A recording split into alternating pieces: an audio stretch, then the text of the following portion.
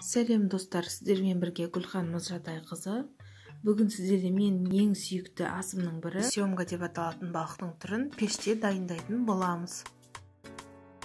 Балық өзінің майлы болуына байланысты өте шырынды болып шығады.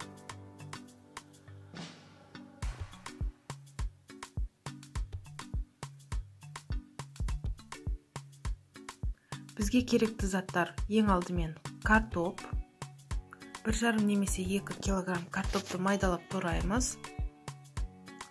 Оның үстіне дәмдеуіштерді қосатын боламыз. Кішкене тұз, дәмі бойынша, паприка,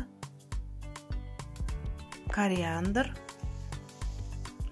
морская соль дәмдеуіші. Араластырамыз. Және де 3 қасық немесе 2 қасық сұйық май құямыз. Ал енді балығымызды дайындап аламыз. Балығымызды маринадтау үшін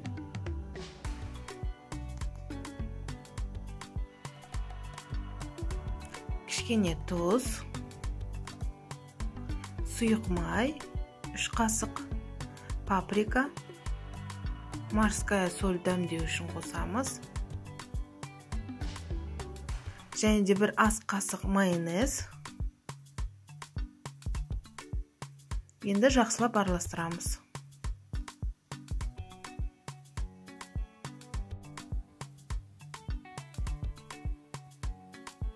Үш дана пиязымызды майдалап тураймыз. 2 дана жасыл бұрыш, оны да майдалап тураймыз. Арнайы формаға енді барлығын араластырып салатын боламыз. Немесе фольгамен жасасаңыздар болады. Менде форма кішкентай болғандықтан мен фольганы алып істедім форма өзімнің қолымнан. Ең астына картоп, пияз, бұрышты саламыз. Оның үстіне балығымызды саламыз. Бетін фольгамен жауып 200 градуста 45 немесе 1 сағатта пісіретін боламыз.